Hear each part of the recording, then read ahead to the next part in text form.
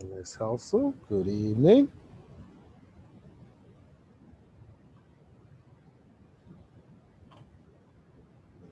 To everyone. All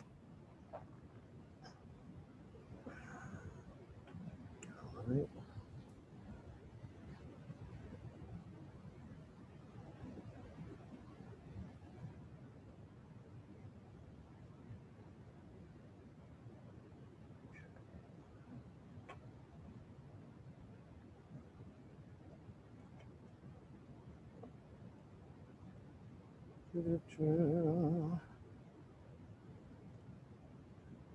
Oh, I like that grid.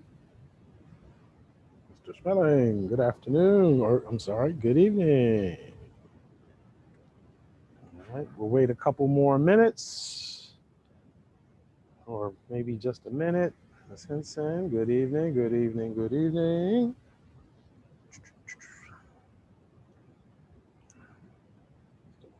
Mr. Montoya, good evening.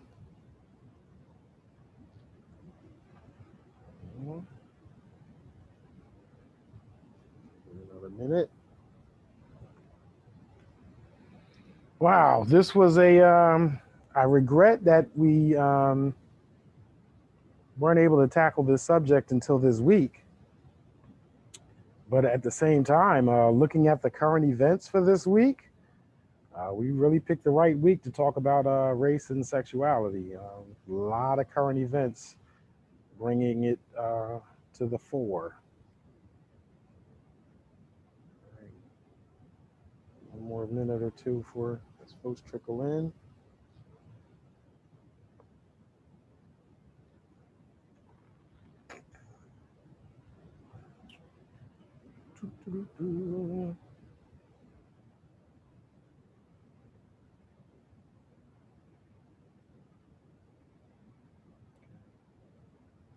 As we wait for people to come in, a few things that I can talk about where people coming in aren't really missing anything.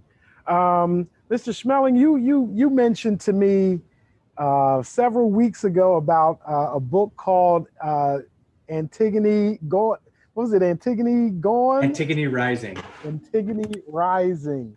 I looked up the book. I didn't get the book, but I looked it up. It seems very interesting, and especially since of the topic we're talking about today and some other things, it caused me to think of a great book that I think everybody should have. Just because, again, it blew my mind when I looked at it. Um, is When God Was a Woman.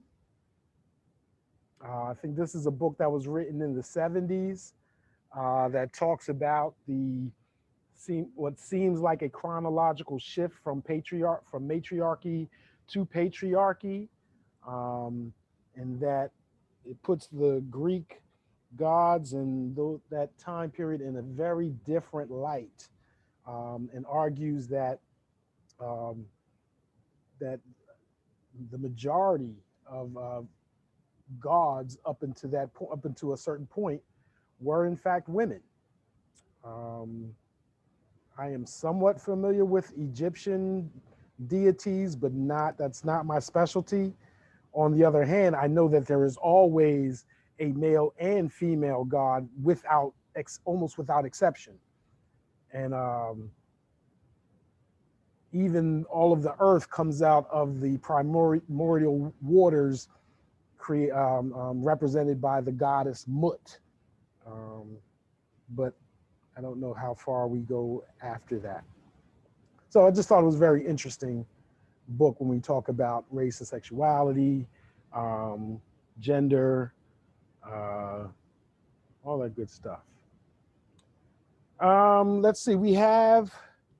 Oh, you know what? So I want to talk really quick. Let's start thinking about a second project meeting starting next week. So let's say by next Wednesday, at next Wednesday's class, if you guys could have in mind a time where either a time where you would like to meet with me again, some people would prefer to meet with me about their project, or whether you want to just send me a update on where you are at. with your project. So it'll be a second update, probably I'll probably maybe talk about it the last class, but this is kind of the last attempt I get at trying to guide you or whatnot. I'm always available for questions or people that want to talk about um, the project itself or their personal selection and how to research it. So you can always contact me during the week, next week, whatever. But I would like for everyone to at least touch base with me either in writing or we can set up a meeting starting next Wednesday.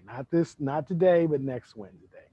The goddess Mott. I relate Mott to equal protection of law, and actually have a chapter in my upcoming book talking about the early instances of equal protection in pre-colonial Africa.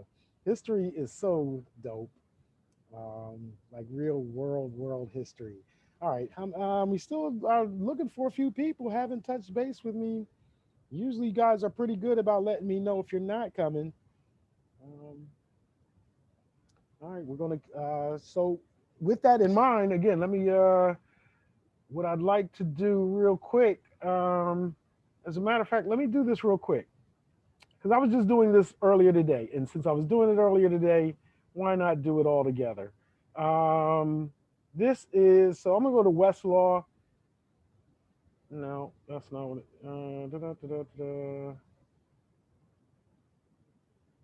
There we go. I'm gonna go to Westlaw. Hopefully, kept my thing in there.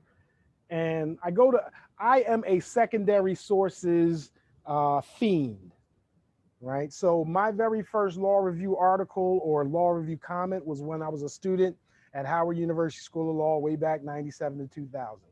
Um, Very similar to what I'm asking you guys to do is just teach me something, right? Learn something yourselves and then turn around and teach it to me. At that time, again, I was something of an Afro pessimist or realist or whatever you want to call it at the time. And I understood, or at least I didn't think the limits of the law were fully appreciated when it came to racial reconciliation, et cetera. And so my interest was in consumer boycotts, right? Why is the Montgomery bus boycott not lauded as highly as the Civil Rights Act? Maybe it was. And so all I did was just put race and boycotts into the secondary sources portal of Westlaw, right? Secondary sources, the law reviews and journals. They even make it easier than it used to be back in the day. Can everybody see the screen? Right, cool, right? And I'm telling you, just as simple as that. Just as simple as this, race and sex. Mm-hmm. All right, just because I said it's simple is going to take forever, right? Okay. Well, I already did this before y'all got in here, and even and selection number 35 is actually Professor Kiara Bridges has her work on there.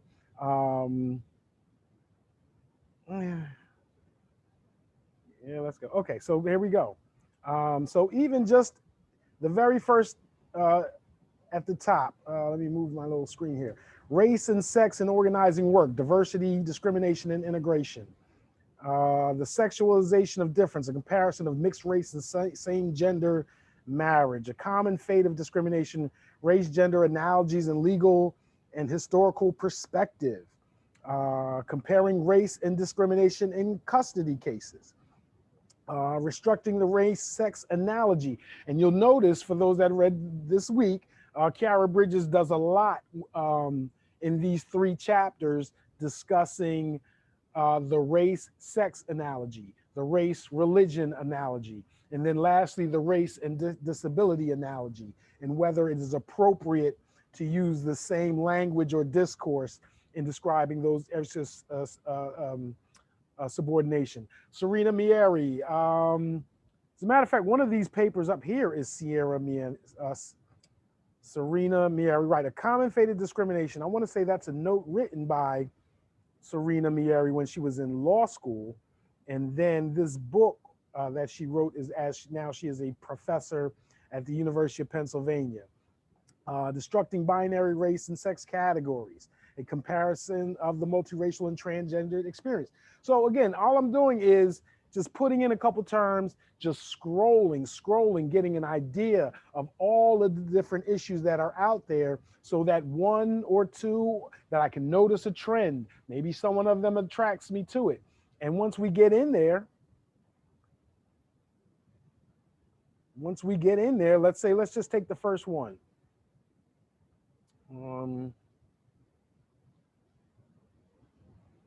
Tristan Green. Who is Tristan Green? Something I like to do. Right? Visiting professor, University of San Francisco. The reason I like to do that is because the people who write these papers, it's kind of a professional courtesy / requirement that I give thanks to all the large people, the people that have more seniority and more clout than me, and put them in my thank you section. And for those of us that are reading, it tells us other scholars that are in the game that could tell us more about what they're writing about. So it's kind of a path. And then again, the different papers that this person cites. To me, a lot of times the footnotes are as interesting, if not more interesting than the paper, by just seeing all of the different things that are out there. I don't know, I'm just a nerd like that.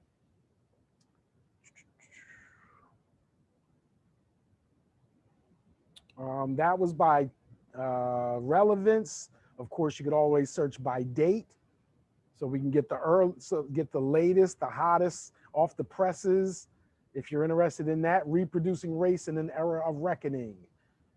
Is there a mulatto escape hatch out of racism? I don't know where sex comes in on that one, but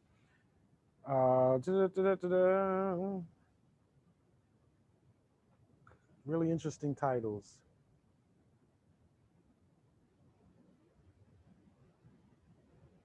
All right. Well, I think that gives you a pretty good idea of what I'm talking about. So we'll leave that there.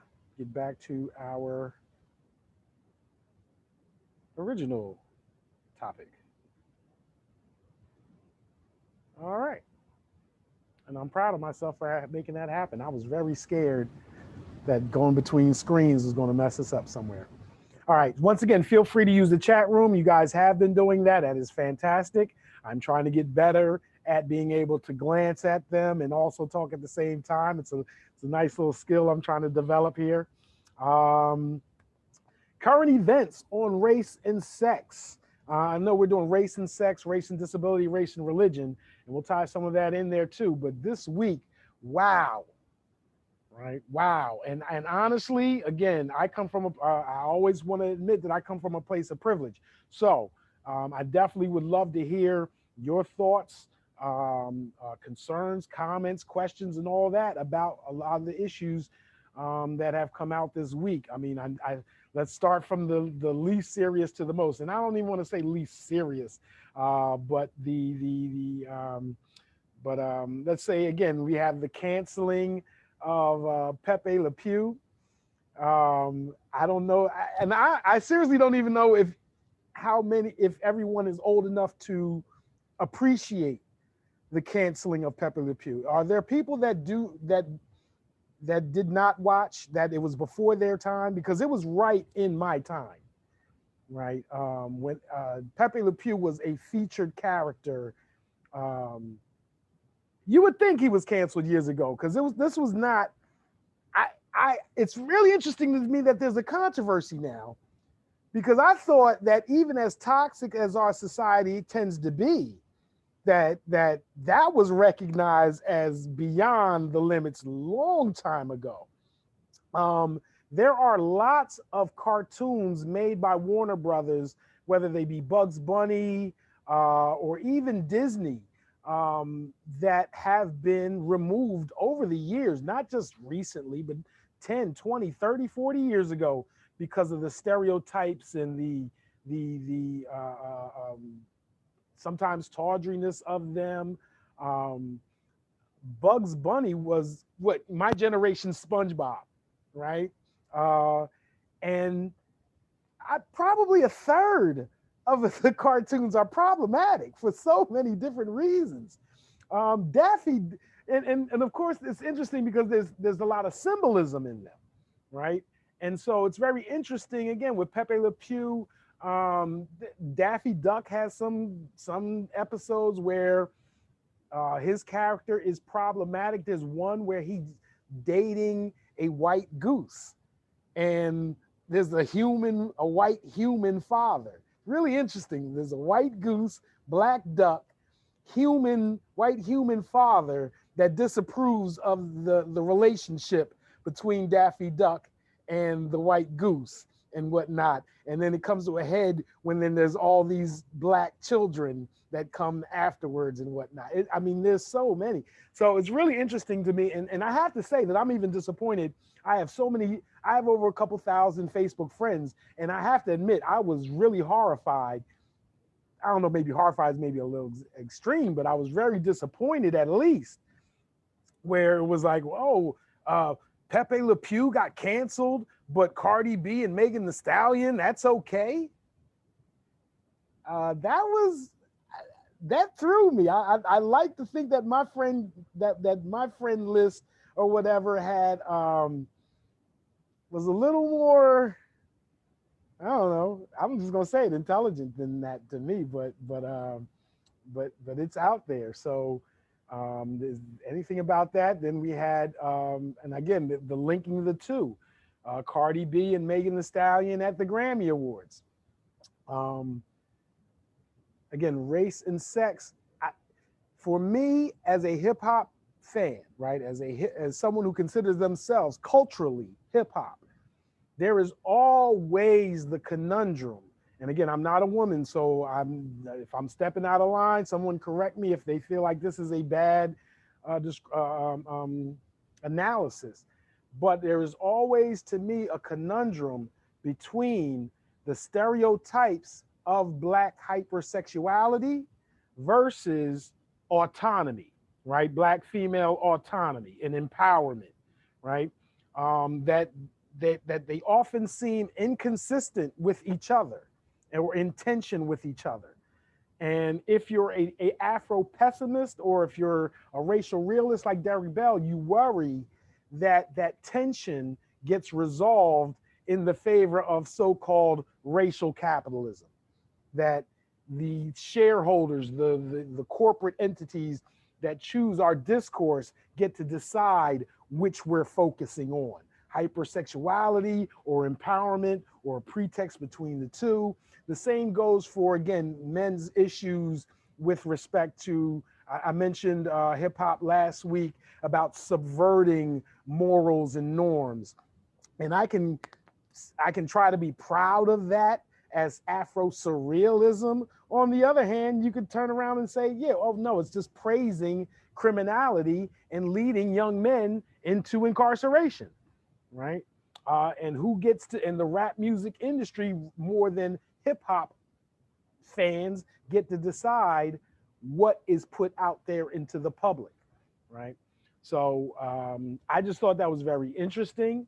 I've always thought, again, as a hip hop artist, or not artist, aficionado, whatever you want to call it, I've always been interested in the distinction between hip hop and rap music and defining or identifying between the two.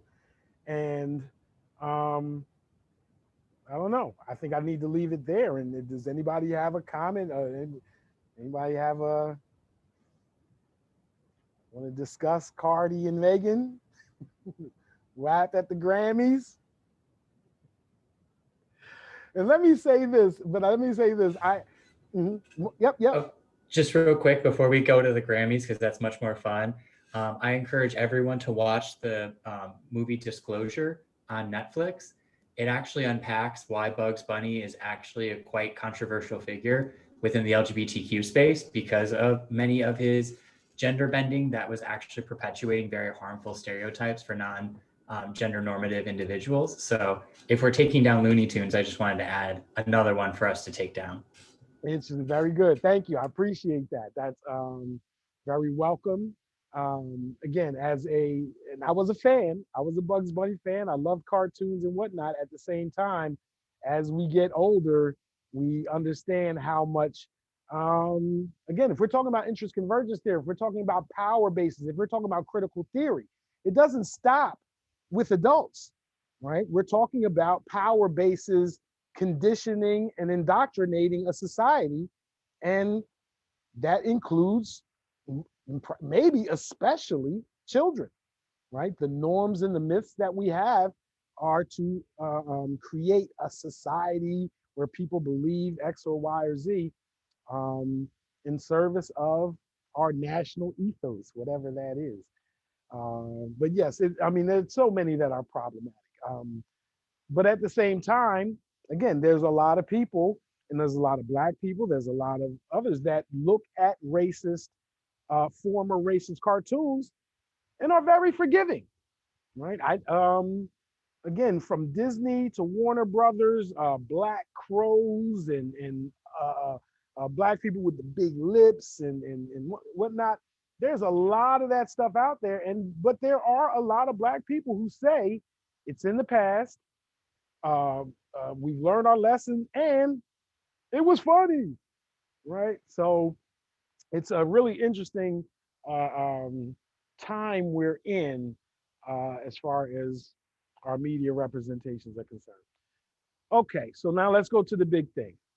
All right. So race and sex. We had a massacre, a instance of domestic terrorism just yesterday that absolutely invokes the dynamics of race and sex, right? That the killings did not just target Asians, did not just target Asian women, but targeted Asian women who we assume, and it's interesting because I think most of us, or I don't say us, but I think most of the public are assuming that if you're working in these massage parlors, that it is sex work, right? Um, and so, and even that could be problematic. Deshaun Watson, um, an NFL football player. This is a little bit of a sidetrack. Deshaun Watson, who's a star quarterback of the Houston Texans, also yesterday was accused of sexual harassment and a lawsuit because he was apparently at a massage parlor some time ago and asked for some inappropriate treatment. There was no touching, the inappropriate treatment wasn't given, but yet there is a suit. And I want to contrast that with Robert Kraft, the owner of the New England Patriots, who was caught at a massage parlor in Florida, and the massage parlor got punished more than Robert Kraft, the owner of the the New England Patriots, right? And I bring those up to suggest that um, would we even consider it harassment? Would Deshaun Watson be charged? Would law enforcement take it seriously about his request had his masseuse not been a white woman? If it was an Asian woman and he made that request, would it have been actionable? Would it have made the press? Right? And so that's the type of thing we're talking about with the disproportionality, disparate treatment, um, and whatnot. So back to the actual incident at hand. Um, oh, Jungle Book, yes, very. There's so many. Um, and then and again, there's Dr. Seuss. There's so many. Rudyard Kipling. Um, some will even consider Mark Twain, but I think Mark Twain is so much of a satirist. I can't really include in the group. But there's so many of our great artists and writers that uh, have written things that we can consider problematic, right? And need to be reassessed. I'm sorry. So going back to again this incident in Georgia, um, as a critical theorist, it causes us to have questions. Um, I know it causes a lot of us to have statements, and I'm very susceptible to that as well. However, I think our statements in a legal context, it is always best for us to present those statements more or less as questions because I don't have the facts before me. I don't have the statistics before me. I don't have the empirical evidence before me. However, I can definitely ask questions and I think I know the answer to them, right? Um, and it's bothered me, and I'm sure it's bothered maybe some of you that the incident in Georgia, while some of the local officials, right, claiming that they can't tell that it was motivated by race. Um, I was thankful that President Biden seemed to acknowledge that it was a hate crime. To nitpick, however, I still don't think uh, I do not think he did well enough to tie it to all of the instances, including murders of Asian people that are occurring in California, right? That this is not that condemning it as an isolated incident, while notable and noble, to not inform the country and heighten awareness.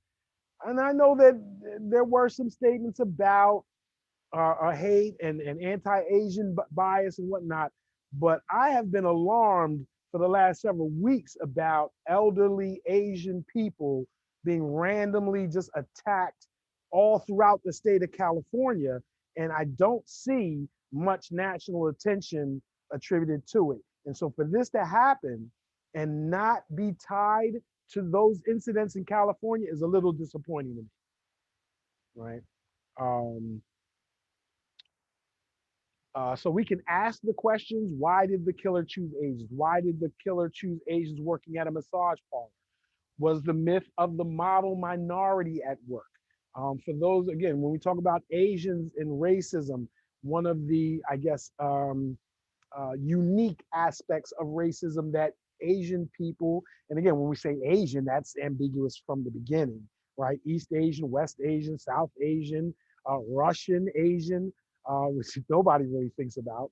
Um, and so this idea of the myth of the model minority, where Asians have come to this country, they've been independent, they work hard, they pull themselves up from their bootstraps and whatnot, and live a better lifestyle than most white people, right? That's a myth. It's a myth, right? The majority of Asian people are not wealthy, are not better educated than white folks. There is a contingent that is, because our um, immigration laws will only let certain folks in if they have money already, if they have wealth already, if they have education already. So if you're coming in through that process, then yes, it's not surprising that you're going to do well because you already have so-called human, social, and financial capital. We talked about the different elements of capital last week. But at the same time, again, I grew up in the 70s and the 80s. And so refugees from Vietnam, from Cambodia, from Laos, became integrated into the Philadelphia public school systems while I was there. And their lives are not those of the model minority, right? And so one asks the question whether this model minority myth, right? Again, years ago, decades ago, there was a notion of what a good black was, what good black people do. You're not like the bad ones. You're different. You're one of the good ones. And so this idea that Asian women working in a massage parlor do not, more than that, they don't fit the model minority myth, that they're just not the right types of Asians, right? Because this person didn't just shoot any Asian he saw, right? He didn't shoot any Asian he saw. He shot Asian sex workers. And that's what we mean also, if you want to think back to some of our talk about intersectionality and all that, about the idea of mutually constituted. right? That this person was not just after racist, not just sexist, but that his anger or his violence was mutually constituted. Right? Um, I guess questions we can ask are these killings tied to foreign policy with respect to China?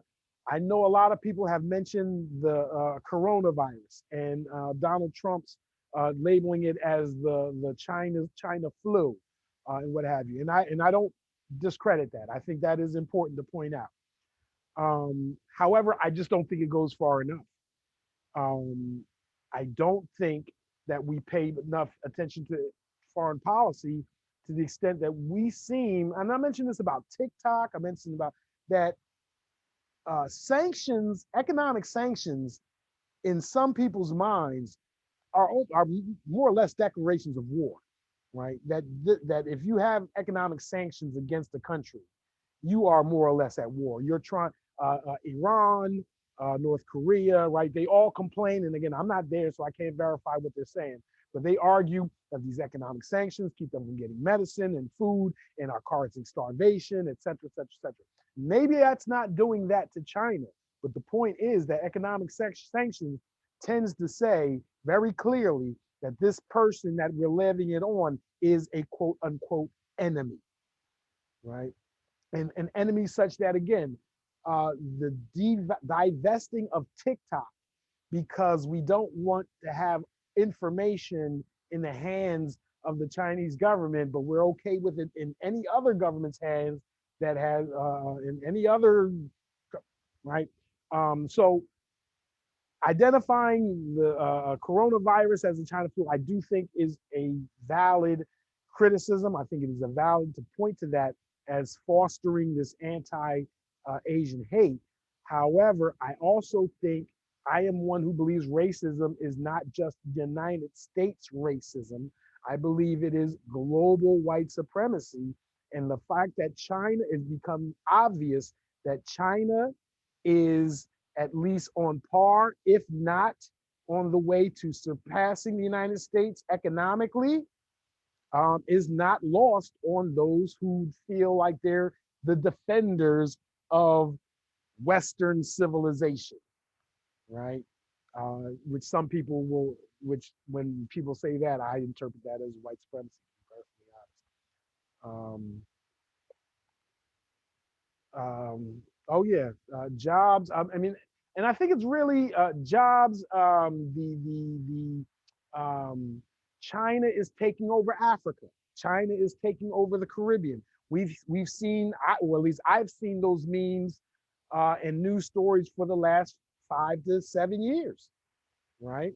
Increasingly,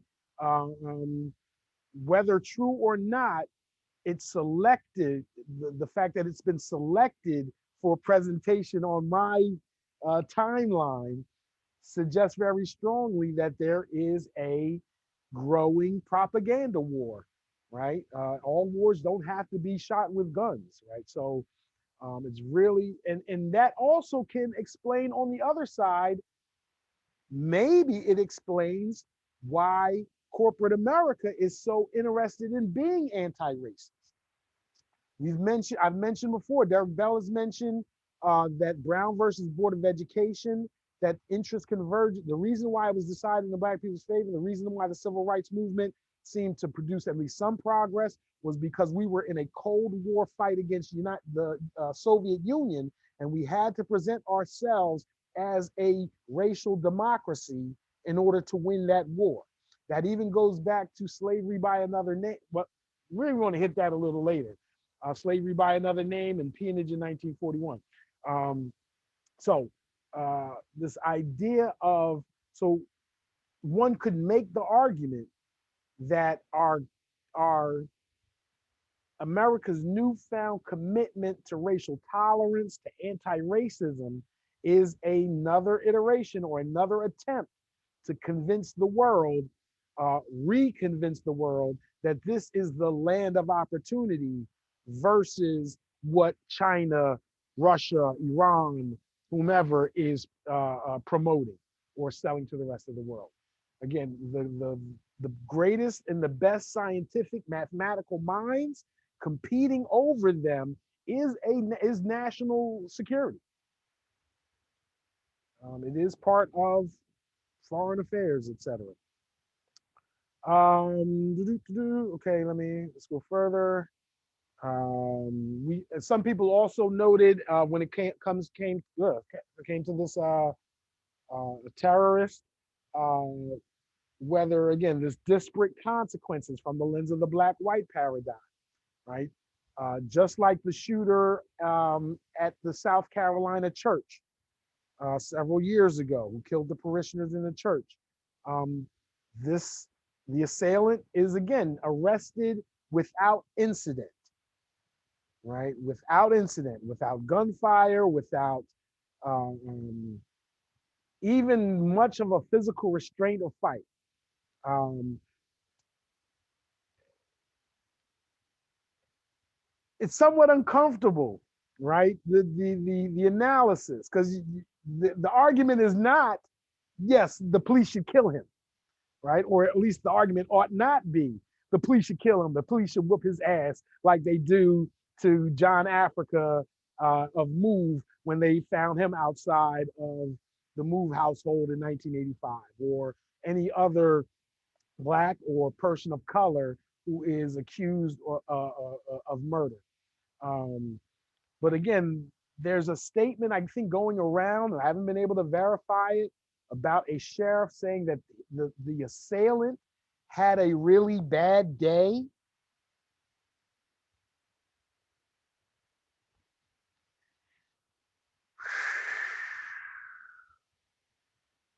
The assailant had a bad day. 8 people are dead. They had a worse day, clearly. How some things just are um, they're just beyond analysis.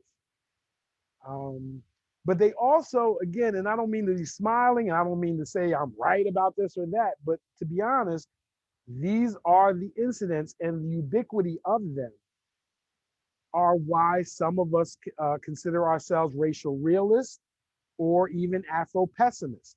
That although racism is something that we need to fight all the time, the idea that it's going to go anywhere is proven not by the shooter, but proven by the response,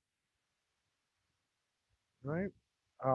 That so-called good folks or people that are in positions of power can speak so ignorantly and have to be and not even know that they were ignorant at the time they said it, that they got to be checked a day or two later about what they said. It's those types of statements that makes people such as myself, you can either call it realistic or pessimistic, um, but very disheartened in the idea that there will ever be um, racial justice, equality, and fairness. Now, does that mean stop? No, you still fight crime. Just because crime is permanent doesn't mean you stop having a police force. Doesn't mean you stop having anti-violent strategies. However, the idea that crime is going to stop or that racism is going to end at some point, it's incidents like this, and especially the response to them, that makes some of us pessimistic. Um, Again, I don't want to take the whole floor.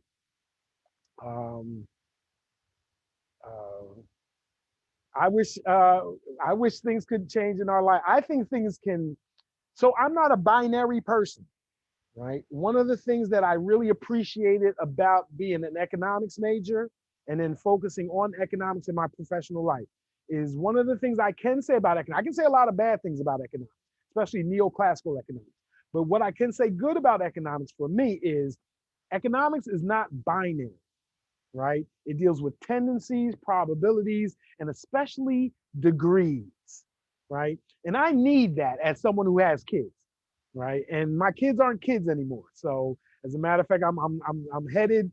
My daughter's getting her MBA. I'm going to brag for a second. My daughter's getting her MBA from Hampton. My son is getting his degree in forestry from Tuskegee. Forestry? But hey, tell me, get it.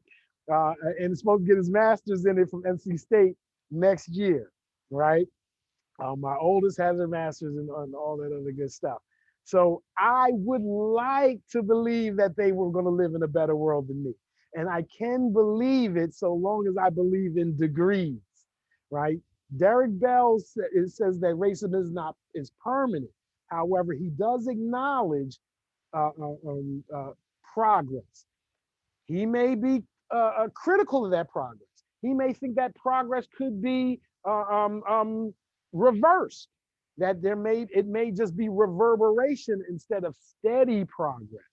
However, um, to say that racism is permanent does not necessarily mean that it will be the same constitution. It will be they have the same parameters, the same dynamics now as it will forever, right? Again, we can say there hasn't been much progress since slavery, but we can say that we don't have slavery, right? We can say that the racial wealth gap is almost as bad as was during slavery, but we have to take note of the word almost, right? And again, as someone who is considered himself Afrocentric and very much into world history, yes, if you focus on only the last 200 years, it would seem like things are unmoving and permanent, whatever. But if you look at the world as 5,000 years old, white supremacy did not always exist, right? And as a matter of fact, so many groups around the world had their chance to be the preeminent political group the world seen, from the Mongols to Islam to what we're learning about South America, as a matter of fact. Uh, um, and to be honest, and to be a little flippant about it, if we talk about global white supremacy and the invention of whiteness, um, since the Renaissance and the Enlightenment, um, you can't really claim that Europe or white supremacy even existed until at least probably 1800. That up until that point, Europeans were in very, very um, heated, contested battles about supremacy with, again, the Turkish civilization, the Ottomans, etc. It wasn't until 1901, in my view, in 1901, that nothing in the world moved without Europe getting paid, right? And as soon as Europe and the United States become at the pinnacle of the world, what do? Start fighting with each other. World War I, World War II, Cold War, right? And so global white supremacy may be one of the shortest reigns in human history, right? For it to last less than 200 years before returning to, I guess, just more fair national competition, whatever you want to call it. It's really interesting. Now, again, I think I've left. I don't want to leave the rails too much from what we were just discussing.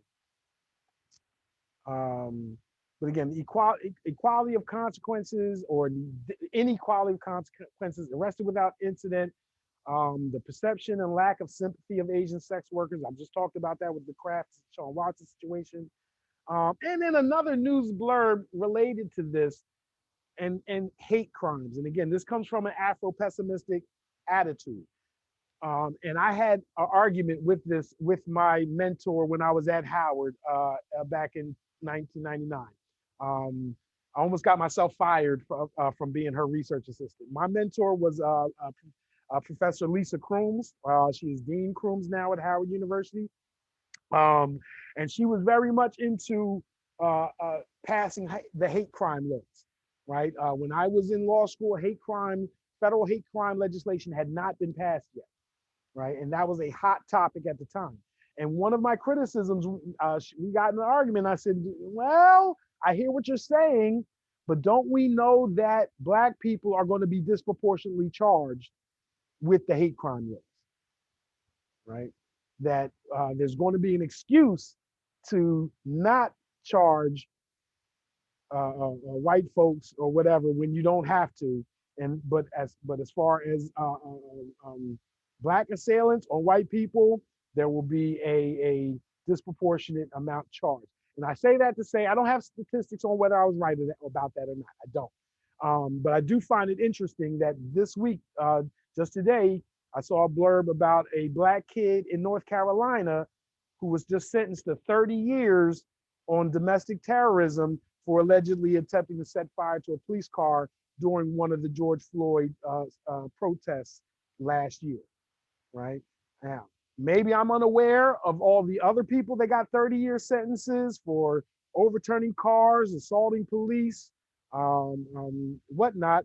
And I wasn't there. I don't know how badly this person was after this police car or whatever. But a 30-year domestic terrorism sentence um, for participating in a protest where we saw lots of illegality on lots of different sides smacks to me of disparate treatment. Um, so again, I hate to be the only one speaking on these issues. Anyone else? Yes, sir, Mr. Shelley. Mm-hmm.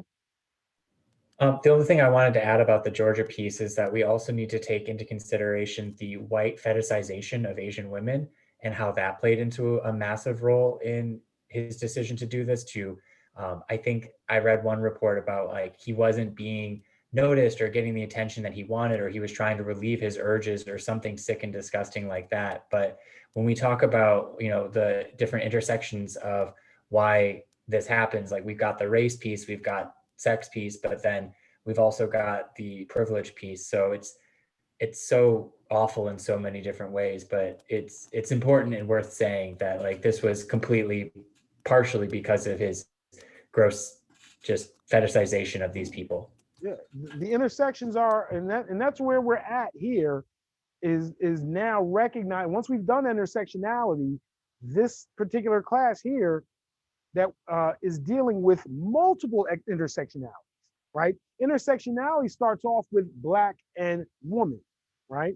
But the term itself, generalized, can pair any two items of subordination or any three or four or five, right? So to be Asian, woman, lesbian, learning disability, right? The compounding of subordination.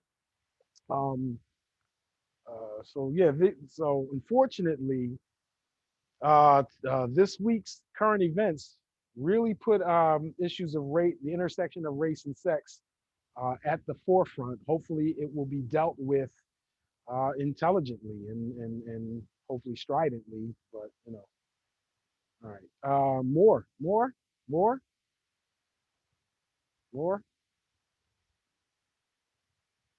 Okay. All right. So just as a review, we have talked about the politics and jurisprudential ideologies, critiques of critical race theory, lat crit, big tent CRT, intersectionality, which is kind of our topic for today in a certain way, the legal constructions of race, Derek Bell's rules of racial standing, and the opposite of that, or the other side of the coin of that, to me, white privilege, the intersection of race and class. Any questions, comments, concerns? Want to go over some stuff? Want to talk about some stuff?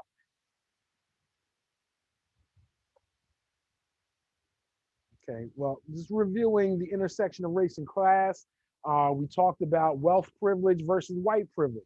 Are we being careful enough about that distinction, right? On the one hand, some people could say that, again, they're mutually constitutive, that you can't separate the two. However, I do believe, again, as a scholar, and especially one that's tried, scholarship and academia is about being as precise as possible.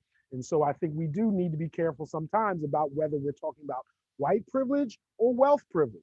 And also, because sometimes if we confuse wealth privilege with white privilege, we create a stereotype, right? We create a false stereotype or myth that Black people then perform in the social construction of race, right? If we say that all Black people do this, when we're really talking about all poor people doing that, then we're basically equating Black people with poor people. And the more we laugh and clap at it during the comedy show, right? Do we take that home with us, right? Um, we mentioned certain cases, legal cases that have a profound effect on race and class. U.S. versus Richardson, again, the case that that denies class strict scrutiny within equal protection, and also is, to some people's minds, not just a attack on class, but a means of subverting Brown versus Board of Education. That if we can't use race, then we use wealth or the lack thereof as a proxy. And those white folks that aren't wealthy enough, too bad, so sad, you're down with the quote unquote mud people. Um, Citizens United versus FEC, again, the entwinement of wealth with politics, and the lack of enthusiasm from removing it, considering how bad it was criticized when it first came out. And I think that's really interesting. That opens up a whole nother question that we're not going to be able to talk about in this class, but uh, the lack of constitutional amendments lately, right? If you look at the Constitution and the amendments, it seemed like there was a constitutional amendment every so often, right? That a constitutional amendment during the early 20th century was not something that was rare or mystical. But somehow in the last 20 to 30 years, amending the Constitution seems to be something totally off the table, right? Um, and I've even heard some people ask that we should have a new constitutional convention, which is interesting. Um, I'll leave it there. But two cases that have very profound effects on the intersections of race and class: U.S. versus Richardson, Citizens United. We talked about what I believe is a constant and consistent historical and current confluence of race and class subordination through poll taxes and voter suppression. Um, we talked about interest convergence with respect to race and class, and how the interests of both poor whites and poor black folks converge with respect to so-called poverty law. But also how critical race theory, in my view, has something of a blind spot. When I say critical race theory, not the concept, but the scholars who call themselves critical race theorists, right? I would say a disproportionate amount of critical race theorists do criminal law, right? Criminal law and equal protection, right? Which leaves a blind spot for labor law, right? What is the critical race perspective when it comes to labor law? What is the critical race perspective when it comes to antitrust law? When it comes to contracts? When it comes, now, I am a tax scholar and I do know two or three people that write about race and taxes. But I honestly will argue that there's probably more critical race tax scholars than there are late critical race labor, antitrust, and administrative law theorists put together, which I find is really interesting. Because I pose a question, right? Should progressive taxation lead to progressive regulation? I know the $15 an hour minimum wage got defeated, but I even had a question, and I support it, but I do have a question. Should mom and pop, should impoverished black owned mom and pop barber shops and grocery stores have to pay $15 an hour the same as Amazon? And can they? Right? Should there be progressive regulation just as there are progressive taxation? Right? We require wealthy people to pay more, a percentage of their income when it comes to taxes, that they should have a greater burden. But we don't apply that principle to regular commercial regulation with respect to micro businesses, mom and pop business, small businesses versus large corporations. And I fear sometimes, I fear that if you set the cost for doing businesses with it with at a level that corporations can afford, then aren't we setting up a system where only corporations can afford them, right? Are we making short-term gains with long-term detriments, basically by concentrating commercial enterprise with large corporations by requiring environmental protection regulations, um, um, um, race regulations, class regulations that drive up the cost of businesses, but don't give a break for those businesses that are less well capitalized and funded. Just something out there, just an issue that Professor Smith has. Um, Again, poverty law courts, family law courts, veterans courts, immigration courts, bankruptcy courts, public benefits courts. All of these some are often considered within the respect of poverty law, because most of the people that use them or need them do not have means and are looking for benefits that derive from those programs. However, the lack of lawyers, the fact that lawyers can't make quote unquote good money representing people in in these fields, leaves them unrepresented and therefore disadvantaged, but also gums up the courts. It makes the courts longer, the wait time longer, delayed, more frustrating because the rules aren't there. Again, I'm trying to move a little faster. We also talked very quickly about intersections of race and class, about intra-Black divergence, right? The idea that within the Black community, there is a divergence of interest, right? Again, Black people are not monoliths. Now, separating it just between the two, the rich and the poor, right, is a little too um, rote but be that as it may, something we do. So do critical race theorists, professors such as myself, and I will argue that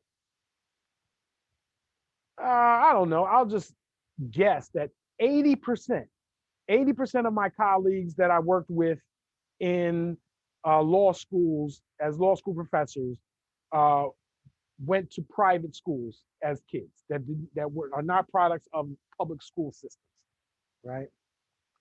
Does that have an effect on the civil rights agenda? Right? There's a book called The Black Bourgeoisie, written in the 1950s by E. Franklin Frazier, that argues that it does. Derek Bell seems to argue that it does.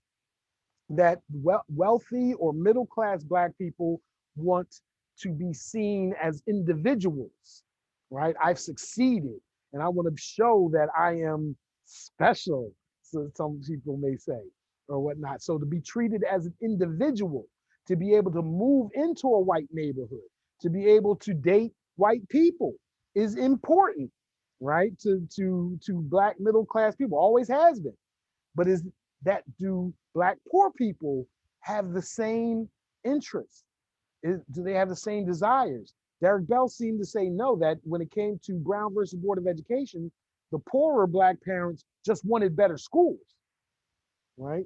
That separate but equal wasn't so offensive so long as it was equal, but it wasn't, right? So if we're going to ask this question, I guess I consider myself a hip hop and the law scholar, and I think hip hop and the law would be at its best if it sought to represent the Black underclass. But I have to admit that I don't think it does. That again, most of us that consider ourselves hip hop and the law scholars don't talk about the law of hip hop or talk about what the law does to or for hip hop. But if you look at the book, uh, um, Hip Hop and the Law, the key writings that started a movement, and I have two pieces in there, so I'm criticizing the stuff that I'm in. If you look at that book, most of the articles in there are how hip hop or the interpretation thereof can support a progressive program, right? Which is cool if you're a progressive. I just don't think hip hop itself is necessarily concentric with hip hop progressive ideology. All right. Any questions, concerns, comments? I don't know. All right. All right. So today, intersection of race and sexuality, intersections of race and disability, intersections of race and religion. And what do those things mean? On the one hand, we can talk about uh, uh, um, simply people who span both areas of subordination, right? On the other hand, Professor Bridges, for those that read the chapter, we had 2 weeks to read it. Those who read the chapter see Professor Bridges is very concerned about the discourses of race and sex, the discourse of race and religion, the discourse of race and disability, and whether they are uh, a term that I like to use, concentric, right? Do they match each other? Are they congruent? Are they competing? Are they appropriate or are they appropriated?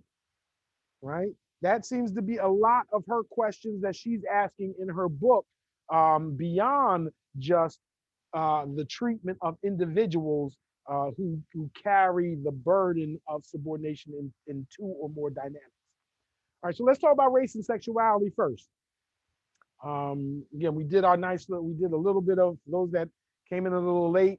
We just did a little Westlaw search on race and sex just to get an idea of how many different issues are out there and how easily we can find scholars who can kind of point us in those directions, right?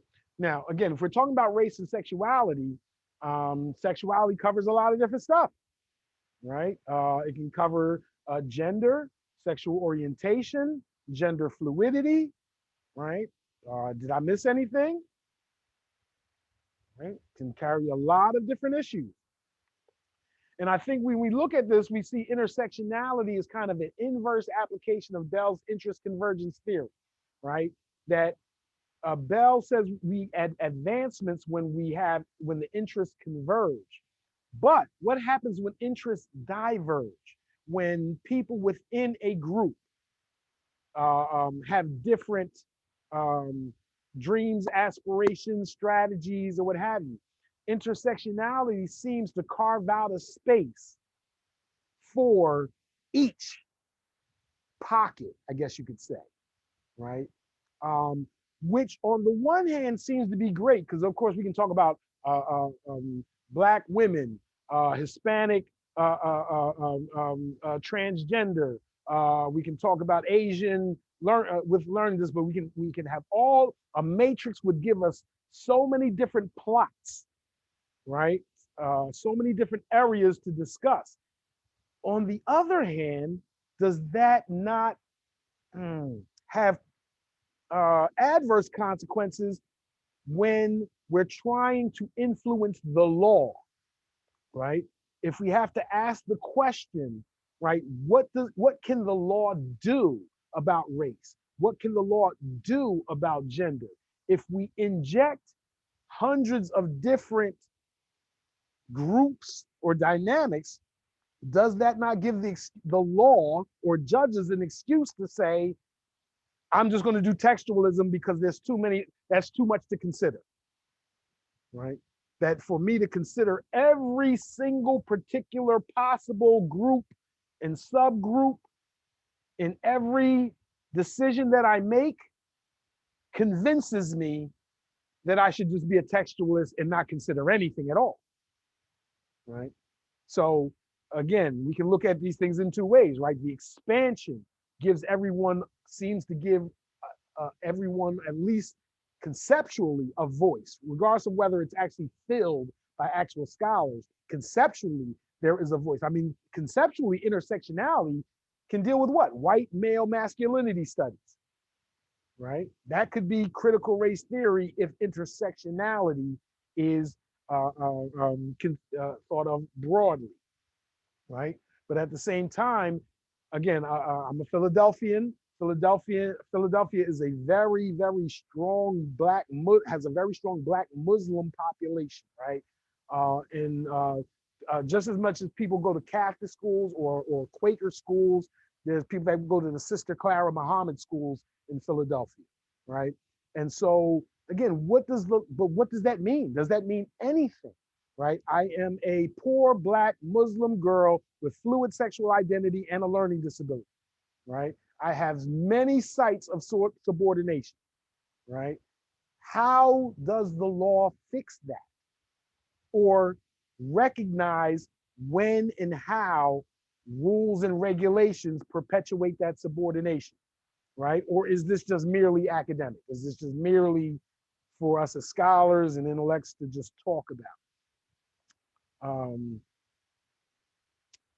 So one of the very first things one of the first issues that the law dealt with when it came to race and sex, whether it be with gender or whether it be with sexual orientation, those were the first issues that kind of rose to the forefront. The very first concern was with erasure, right? With invisibility of being black and gay, right? Or black and woman, right? Again, the Kimberly Crenshaw General Motors case, very simply put, black women, no black women at General Motors, but they can't win a race discrimination suit because there's black men on the factory line, and they can't win a sex discrimination suit because there's white women in the secretarial pool. So their needs and concerns are erased, totally invisible at the they are subordinated at the intersections of race and gender, right? Um, so what we're lacking, or what I think was lacking a little bit in Professor Bridges' book, is a case. Um, the genius of Professor Crenshaw is actually identifying legal cases where black women fell, their concerns and their subordination fell through the cracks. And we see, or at least I've noticed in Professor Bridges' book, again, when we're dealing with sexuality, religion, and then when we finally get to disability, when we got to disability, not only did we not have actual court cases, most of the citations in that chapter aren't even to law reviews, right? That's how nascent and new that study is, but also how what's the word? I want to say questionable, but how amorphous, I guess it is right now, about what the law can actually do. How do we actually affect it within the law? Now, I have some thoughts, and again, I keep telling you about I have my little concept, racially asymmetric marker infections. I'm saving it. That's kind of the finale. Wow, wow, wow. Anyway, but just appreciating the the difficulty, the reason why some of these people are Kimberly Crenshaw is a genius or whatnot is because this is not easy, right? To to to talk the theory, to make the statement is one thing. To back it up with legal cases, proofs, statistics, and all that beyond so-called narrative takes a lot. Okay. But as I say that, again, I bring up the question of whether the issues are co-opted. Professor Bridges argues that the experience of Black and gay people were also erased or found invisible in the push for marriage equality, right?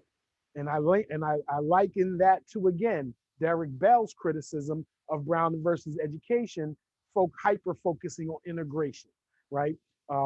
Professor Bridges's Professor Bridges presents lots of statements by those in power or leaders of the protest and activist groups that felt marriage equality was the preeminent, most important uh, um, legal victory that could be had, right? That was again, Obergefell was the Brown versus Board of Education for uh, um, sexual orientation rights, where Professor Bridges argues that, well, Black gay people may not have felt the same way, that white gay men may have privileges, still are white, still are men, and therefore the inability to be married may be the one thing that makes them feel incomplete. Whereas others, gay women or gay Black people or whatever, may have a lot more concerns. So again, the racial, even though Kiara Bridges does not subscribe to interest convergence theory, even though I chose her book and Derek Bell's books because I think they are sort of opposite sides of the coin. Derek Bell doesn't really consider herself progressive. Kiara Bridges does not consider herself a racial realist. On the other hand, they seem to agree on this one, right? They seem to agree that the litigation strategies, the civil rights organizations seem to respond to those who fund it. I want to say the United Negro College Fund just elected its first African American president. Let me say that again. The United Negro College Fund just, and I mean not a president or maybe chairman of the board of directors, but the first African American board of directors. The very first directors of the NAACP for decades were white, for decades, right? And even to the extent I worked for the NAACP. I was the chief operating officer of the National Voter Fund, which was a spinoff from the NAACP, just like the Legal Defense Fund. We were created just to do the 2000 election, but voter turnout went so well that they got funding to carry the organization forward. I was the deputy chief operating officer. So that put me about, I don't know, number 7 on the organization chart, maybe number 7 from the top. I have no idea who the donor was, right? No idea, no clue. Was not allowed to ask, was not revealed to me, right? And we know whoever puts the money up, more or less, controls the agenda, right?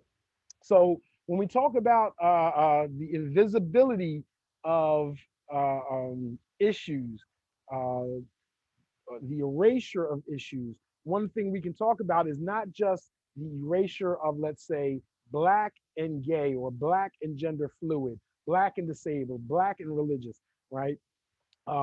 We can also look again, going back to last class, and observe that intersection of race and class, that within the group, there is erasure.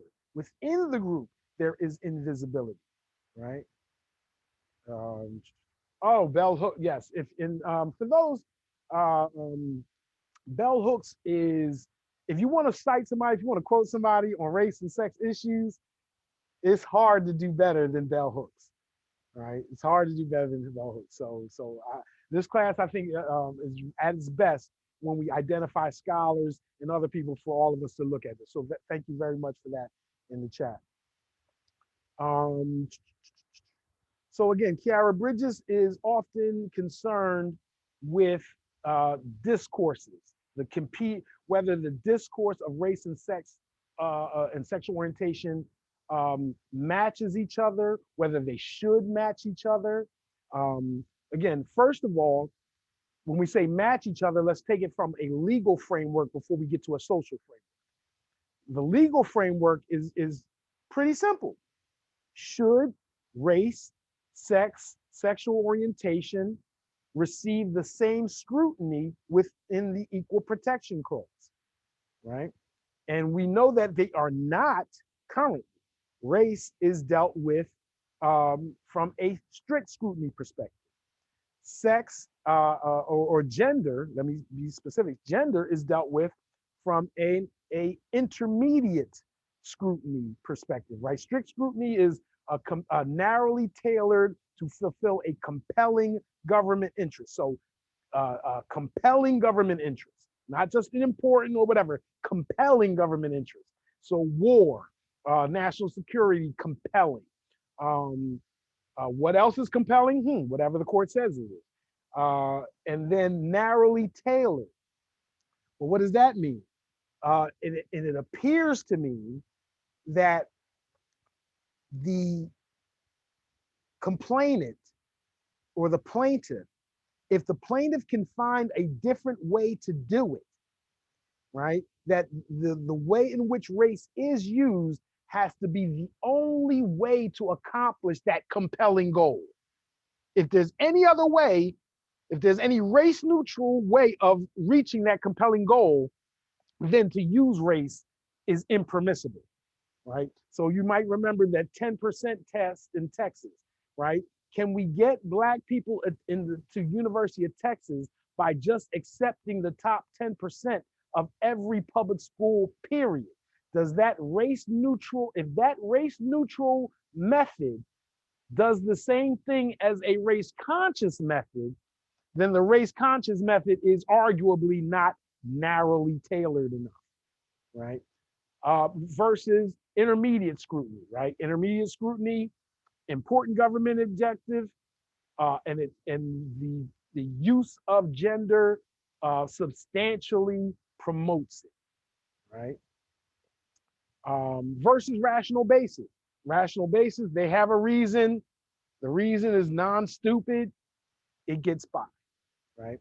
So we see that again, race is under strict scrutiny, uh, gender under intermediate, and there's an argument that has the court through its sex cases, sexual orientation, transgender cases, has it abandoned the tiers of scrutiny entirely? There's some people that argue that lately the court hasn't really even identified what scrutiny it's been using in some of its affirmative action cases and some of its equal protection cases, leading some to believe that the court may have come to a point where these tiers of scrutiny have lost its usefulness. Now, we don't teach that in law school. We still teach the tiers, but look out for that. I think that's a very interesting topic to explore, to be out in front of. Really good stuff. So that's dealing with specifically the legal framework. Socially, right? There's an issue of appropriation, comparison, quantification, empiricism, framework, and it mirrors what we were talking about when it came to Derek Bell's rules of racial standing and white privilege and whatnot. Should critical race scholars explore every single question, including empirical questions and quantifying harm, which inevitably leads to comparing harms uh, uh, um, between groups? Or should all that be put aside in solidarity for the progressive or critical agenda, right?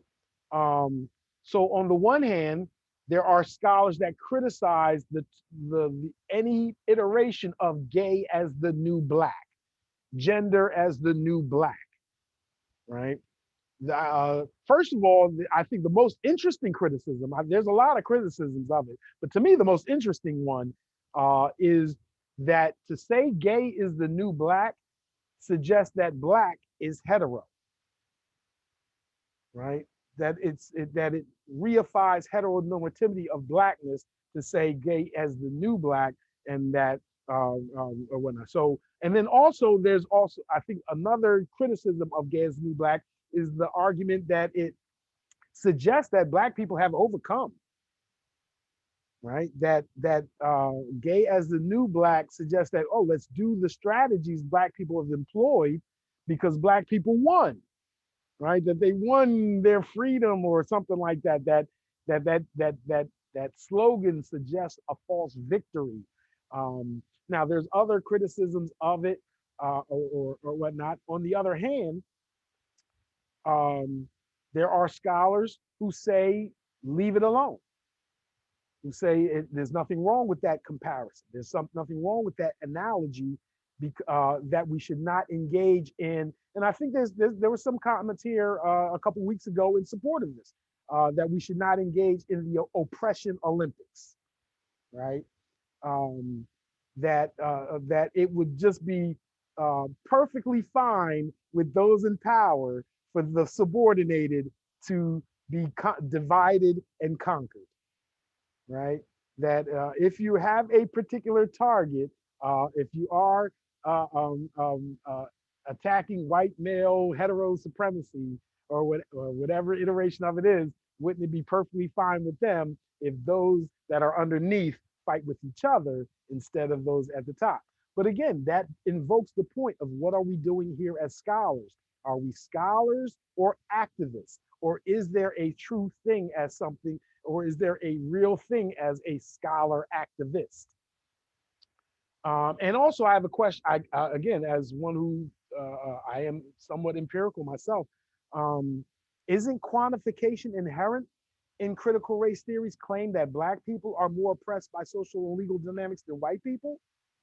So haven't the fact that critical race theory exists at all, doesn't that uh, invoke quantification that somebody's harm is greater through some objective metric than other people's, right? because it's the critics of critical race theory who argue that critical race theory shouldn't be because everybody's got it bad somehow, right? And it's critical race theorists who say, yeah, but not like us. But then when you get into critical race theory in the intragroup discussion, then the quantification stops. Just pointing out that, again, it's just not something we need to resolve. I just think it's a very interesting question. And again, I will invoke my means of quantification harm is through a process what I call racially asymmetric market imperfections, which we'll talk about in some weeks. That I do think that if we're trying to invoke the law, if we're trying to influence judges, if we're trying to get judges to decide that disparate impact, the disparate impact produced by a piece of legislation should be set aside because it's in violation of the Equal Protection Clause, that can't happen for every single thing that's racially problematic. There has to be some way to quantify a harm that is quote unquote real, right? And if we're going to do that quantification process, who knows where it leads? Okay. Kiara Bridges also talks about race and sex as subordination discourse, how race and sex discourse can be used not as complements or concentric circles, but can use against each other. And I want to say one of your colleagues in this class wants to do a paper on this subject, on a subject very close to this, right? She asked the question whether support for gay and other human rights discourse is really a smokescreen for imperialism. And again, this is Kiara Bridges somehow channeling Derek Bell again, right? Again, this idea that um, bashing Muslim civilizations or countries for the treatment of women, for the treatment of gay people, that it's not for justice purposes. It is a means of propaganda, that it is actually military, that it is actually national security at work rather than just justice, right? This is, again, very similar to Derek Bell's argument that Brown versus Board of Education and all that was a means of fighting the Cold War more than it was a way to advance race relations in America, in the United States of America. There's another example. Again, I've mentioned the book Slavery by Another Name, probably one of the greatest books of the 21st century, the 2007 Pulitzer Prize winner that also has a documentary in PBS. Understand that the subtitle of that book is that slavery did not end until World War II, right? That is that's sometimes left out of the discussion of the title Slavery by Another Name is provocative in itself. But the subtitle and the point of the book is arguing very stridently that slavery was outlawed by the 13th Amendment. But just because something is outlawed without any enforcement mechanism means that same practice prevails and continues. It's like having a law against murder, but not having anybody to enforce it.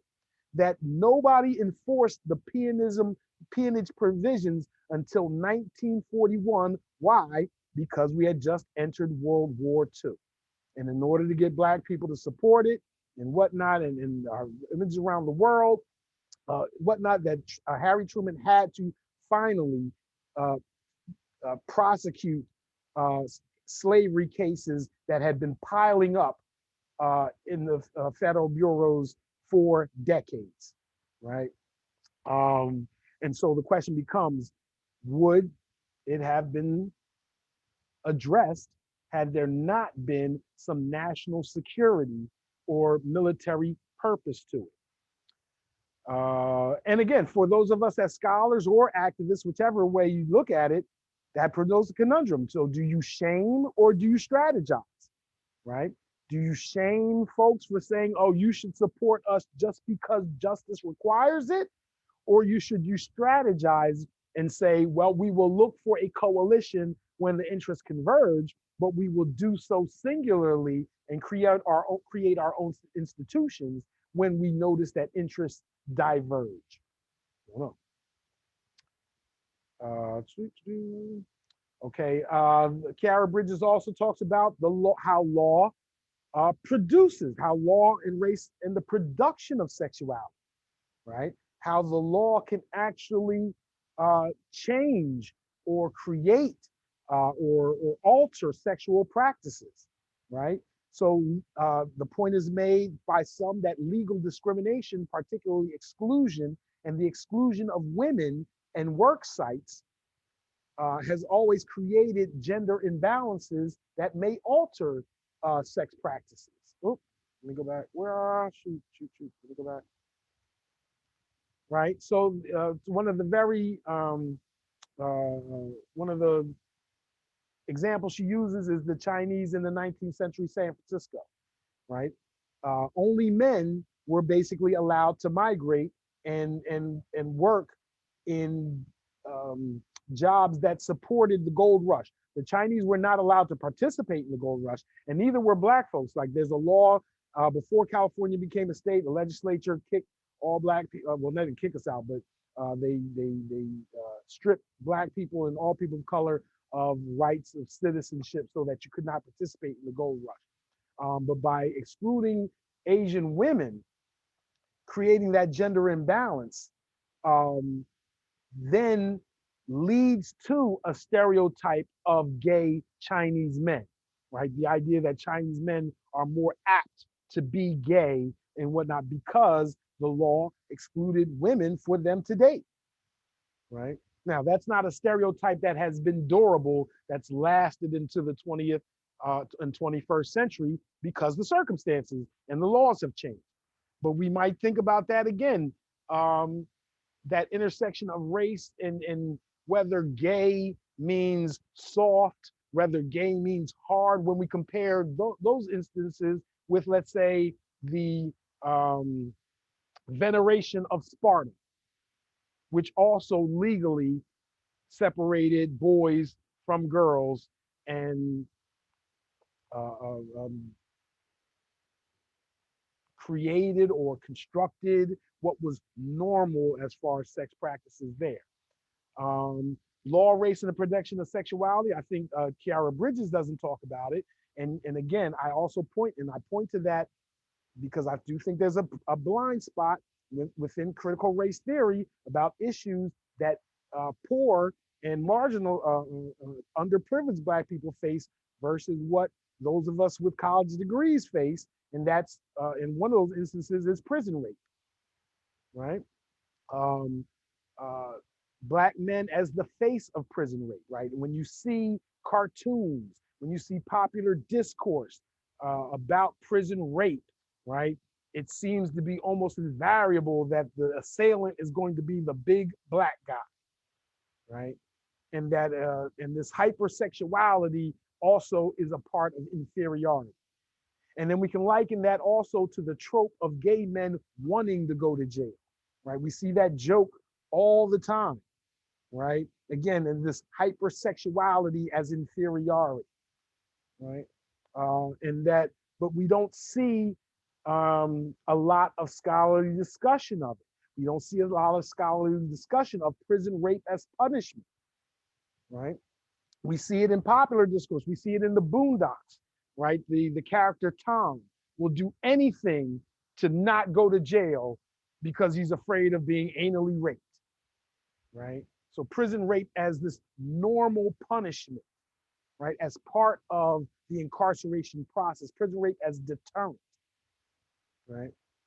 And then going back to the original issue about erasure and invisibility on the outside, nobody admits it, right? Nobody admits it. When you come out of jail, right? You come out of prison, the idea, we know what happens, and yet people are not free to discuss it. And so we can talk about in the very last part of this about race and disability. Race and disability also talks about mental health. And so we're talking about rape, we're talking about unconsensual encounters and folks that have to deal with them for the rest of their lives. And does that lead again to mental health crises, crime, gender violence, hypermasculinity to prove that they're not soft, or whatever the construction is, right?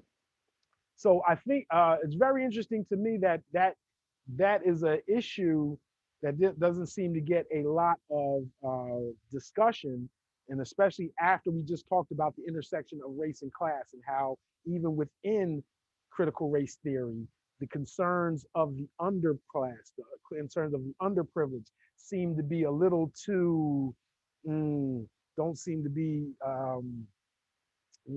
civil enough for us to actually discuss in polite company. Inconsistent discourses, we just talked about that. Black and Latin women as hypersexual on the one hand, but then Black female sexual expression and body positivity on the other, right? How do we manage those two? Black and Latin men as hypersexual, but then on the other hand, Black men complaining about being portrayed in TV and film, being emasculated in those films, or even Asian men as the hero that never gets the girl at the end and what have you. And I guess I would make the point again that Afro-pessimism or the rules of racial standing seem to suggest that wherever you stand, whether you think those are inconsistent or whether you think they're compatible or complementary discourses, that the white elites, or basically racial capitalism, as some people are calling it nowadays, chooses which discourse to deploy depending on the profitability, right? That it's that corporate America will call things racist if it makes the money, but they'll turn around and then hypersexualize Black and Latin women if that makes them money. Doesn't matter one way or the other. Racial capitalism takes both sides of any issue. Um, oh, yes, please. Thank you for all those that's in chat. Brenda Smith, I can't believe I have not mentioned her name. Very, very great scholar on issues such as these. Very well known within the academy, sterling reputation. Okay, so now let's talk about so what's also discussed in Kara Bridges' book is transgender and gender fluid rights.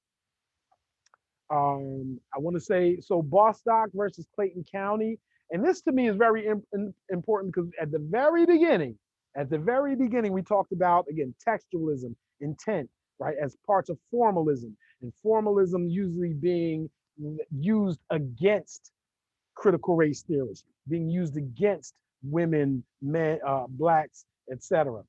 And that realism or purposivism, dynamism is what critical race theory attaches itself to, and how to propagate that towards anti-subordination. Well, Bostock versus Clayton County was decided in favor of transgender rights on textual grounds, right? Textualism was used by the majority of the Supreme Court to say that the plain meaning of sex within the Civil Rights Act clearly includes transgender and gender fluid persons and protects them from discrimination. That the plain meaning does this, textualism does this. And the interesting thing, of course, is that the justices who promote textualism as their deciding philosophy voted against it. Voted against it. So again, Neil Buchanan, Michael Dorf, I actually just did a review of one of their works on my channel, Economic Justice Law Review, make the point that that case helps prove that judges are not really faithful to these interpretive constructs that we talk about. Justice Scalia wrote a book called A Matter of Interpretation that describes how to do textualism, and yet I can point to several cases where he does not perform his own framework, right? Kraft versus US is a case in 2002. And any other case, he says he doesn't concern himself with groups and politics, and yet he dissents on the grounds that the majority's ruling will have a deleterious effect on divorced women. It's like, oh, okay, wow, Justice Scalia. Didn't know you had it in you. Um, so anyway, Ballstock versus Clayton County is one of the latest and more positive um, results from the Supreme Court with respect to critical race theory, or at least critical theory generally. Obergefell also was a pretty good victory. On the other hand, when it comes to race cases, not so much. A contemporary legal issue, I'm sure there are several that I do not know of or haven't thought of. I have taught sports and entertainment law for several years. And so, an issue that I always used to bring up within sports and entertainment law is the issue of scholastic sports, right? And the rights of transgender and gender fluid athletes, right? And because I think it is, again, a place mentally, intellectually, it's a challenge. It's a challenge, right? So first of all, there's the tendency for Black women to be disqualified as men, right? To be disqualified as having too much testosterone or for whatever reason. Does anybody here, any track runners in the building? Anybody know of Caster Semenya, the South African 800-meter runner and mile runner, gold medalist, and all that?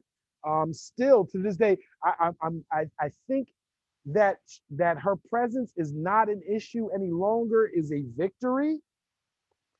On the other hand, for years, she had been accused of being more or less a man, that she was too muscular, that her facial features were too mannish, and that even if she passed whatever tests and standards the international athletic committees administered, that it was unfair to compete against her. And best believe she was destroying her competition. It was a lot of her races weren't close. But at the same time, even if she satisfied the requirements, she was used as an example of how the requirements weren't strict enough. Because just look at her. She's clearly not a woman or whatever the case may be. So again, there have been other people that have, in different contexts, have talked about the tendency for Black women to be disqualified as men or looked upon to be more masculine. And even again, that hypersexuality becomes a part of it. I forget the scholar who did a presentation, a great presentation on is your racism sexist? And he does this presentation and shows these pictures and the percentage of people that misidentify the gender of Black women versus any other uh, uh, um, mixture of gender and race is astounding, right? Now, the more controversial issue, I think, uh, is becoming the rights of trans girls to compete as girls and women, right? Again, I ran track. I ran the 400-meter hurdles and whatnot. I got a college scholarship doing it and whatnot. And so again, it is a little disheartening for me to have within my circle, within my social media circle, to see certain memes and posts and whatnot that just seem to be, I don't know, somewhat Neanderthalish, if I can call it that. And one of the things that makes me wonder is almost invariably, almost invariably, the people that are most offended by, and please correct me, anybody can correct me on this because I'm really spitballing, but it just seems from my experience, the people most offended by trans girls or trans women competing in girls or women's events are straight men, right? I don't see girls, women, and whatnot. I don't see a lot of them. I mean, not to say I've never seen it. I can't say I've never seen it, but it just doesn't seem the number of complaints and the enthusiasm of the complaint um, seems to pale. I mean, when it comes to girls themselves versus straight men that are policing the male gender. It's really, it challenges my attachment to interest convergence theory, right? The idea that straight men seem to have very little financial rooting. I mean, what interest is it of straight men to be so angry about transgender competition? I just find that on the one hand, very interesting and also very challenging. One of the things that actually challenges the concept of interest convergence theory, because it just seems like there's something else going on there. Unless you really uh, accept or acknowledge it's the straight men as owning these girls, as owning their daughters, and that transgender competition is an affront to me as a father because I own this child. I guess that's the best I can do to make it halfway rational. I don't know. Maybe somebody can do better than me on that one. Okay, so we're gonna scoot on over to how much time? We don't even have much time, but so intersections of race and gender, race and sex. Questions, comments, concerns, and only have a well, so often. What time is it? Okay,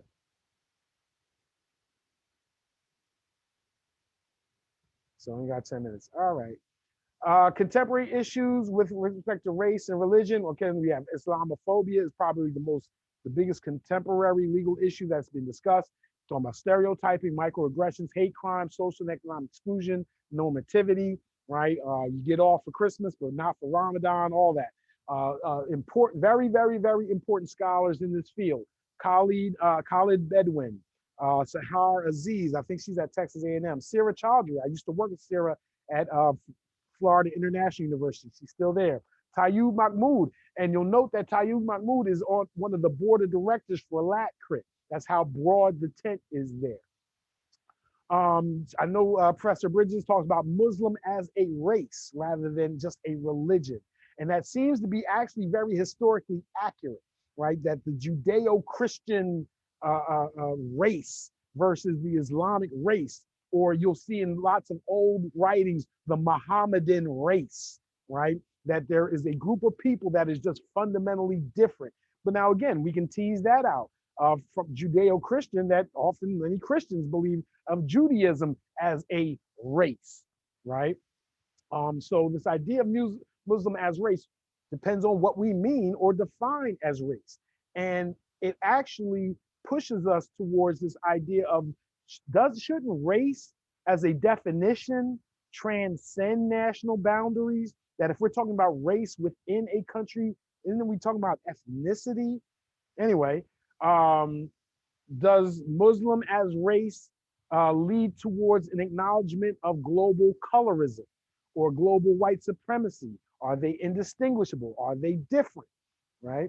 What about this amalgamation? We know that some racists or whatever just don't even care whether whether you're actually Muslim, right? It's just that you look Muslim, right? That you're Arab, Mediterranean, Persian. We've seen so many hate crimes with people of Indian descent being attacked because they look Muslim or Arab or whatnot. And pardon my French, right? The description of all of them, oh, don't care, they're all sand niggas, right? Which is an interesting term because it reifies Black Africans still as the lowest caste, right?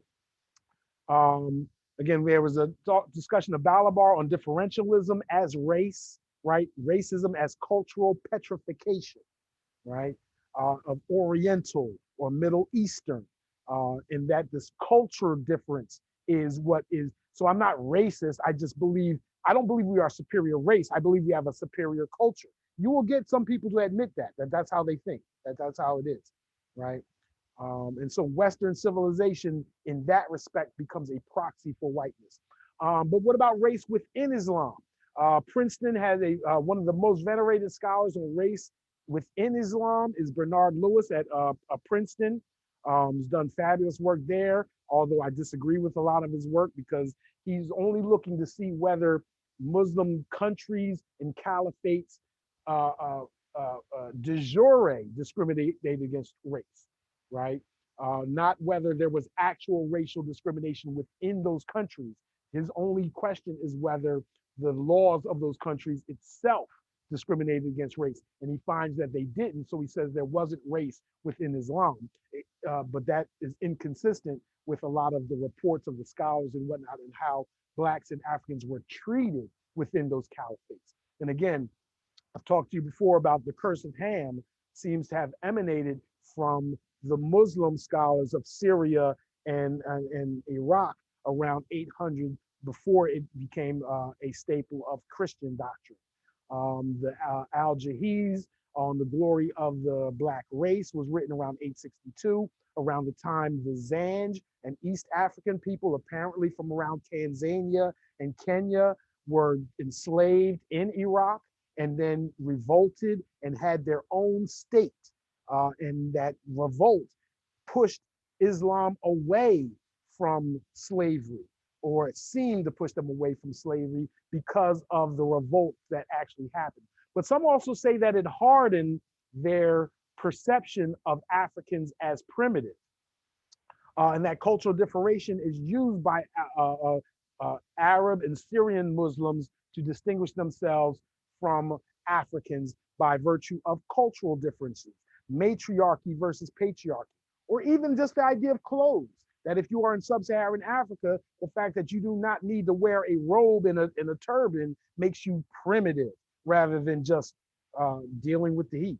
Kharijitism is a form of Islam that Africans adopted, and generally speaking, they typically did not accept the rule of the caliph or caliphates.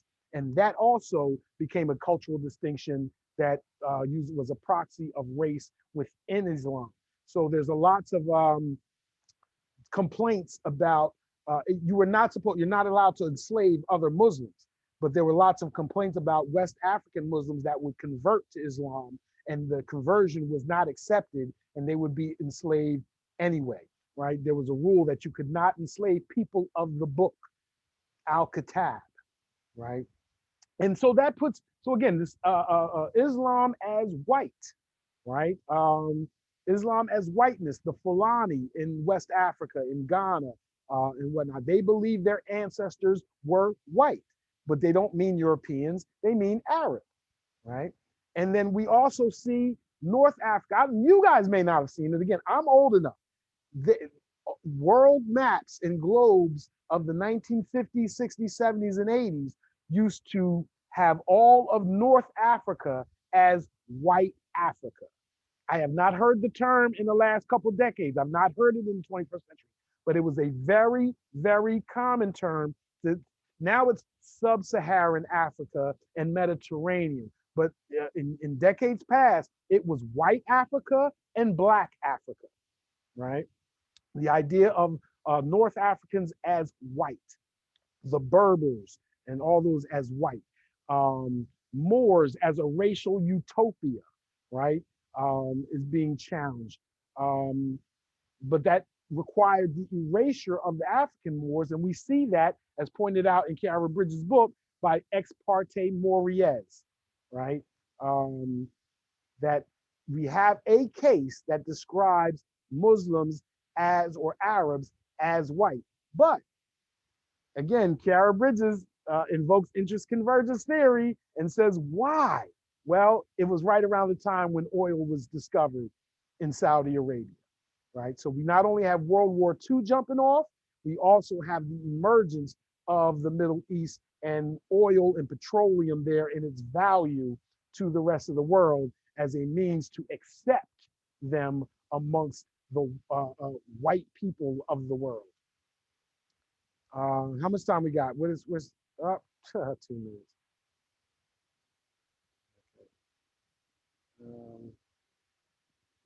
Black and Muslim in the United States, right? Why would you choose intersectional subordination, right?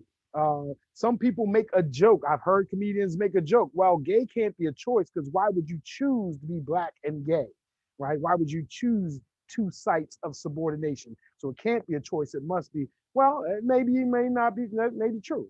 I don't know. But it does cause me to ask the question, why do folks, a lot of black folks, choose a second subordination by choosing to be black and Muslim, right?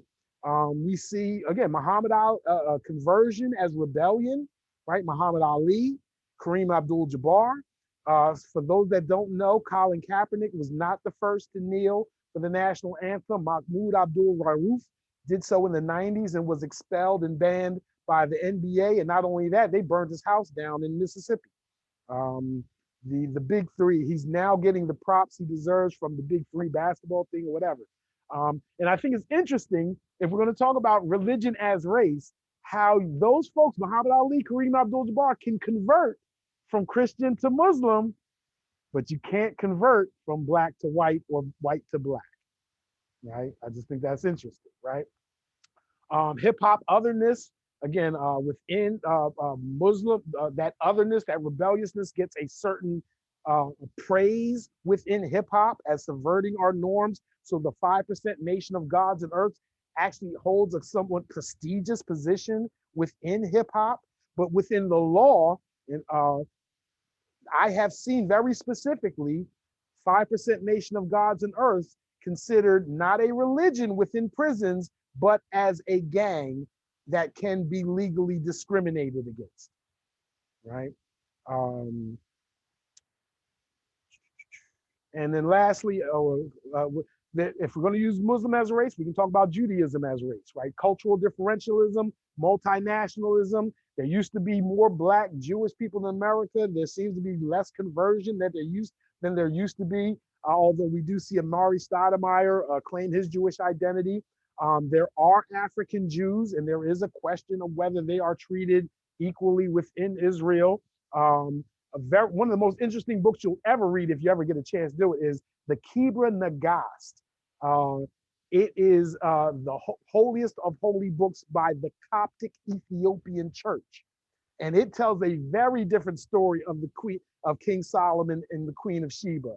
It gives the Queen of Sheba in that text is Queen Makeda of Ethiopia, and gives her a lot more power in the story than the biblical story. And as a matter of fact, it ends with the Ark of the Covenant ending up in Ethiopia, the Church of Lalibela, which you're not allowed into to verify whether it's there or not. Then you have Black Jews as anti-Semitic, for those that may know of the Nubian Islamic Hebrews and have been on 15th and Market in Philadelphia and heard them shouting and cussing everybody out. And lastly, Catholicism as race.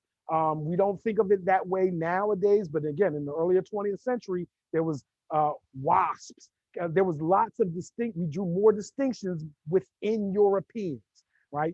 WASP Europeans, Nordic Europeans, Catholic Europeans, right? The anti-immigration of 1924, Act of 1924 said, Southern Europeans, there's a quota on your immigration because you're not quite white enough, right?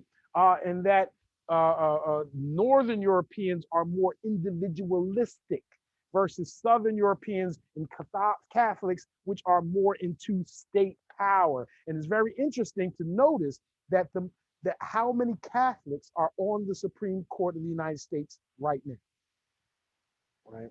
I believe it is either 5 or 6, right? Sotomayor, what is, well, I don't think we have time. So we'll stop there. Oh, I'm sorry. Well, just one last thing. Again, I'm sorry. Again, race and class. I can't leave you without talking about, again, the reemergence of African spirituality and what that means for the 21st century and law and regulation. Erykah Badu, for those that don't know, is a doula. She uses African spirituality, Yoruba religion, and injects it in childbirth and in part because of the medical system and the high rates of infant mortality with respect to Black people. But what happens if we allow the government to regulate it? Okay, I know I've gone way over time. So we up. thank you for the list. Is it 1, 2, 3, 4, 5, 6? Right, 6 out of the 9. That's pretty amazing. There is a legal Catholic organization called Opus Dei um, that some people may be interested in. All right, so we'll talk about the intersection of race and disability studies. We'll mention it next week, but for the most part, we will move forward to talk about structural institutional racism, implicit bias, and racial microaggressions next week. So thank you for hanging out with me. I gotta let you go. Appreciate you here listening to my spiel for 2 hours. Thanks, Professor. Thanks, Professor. Thank you guys. Thank you guys.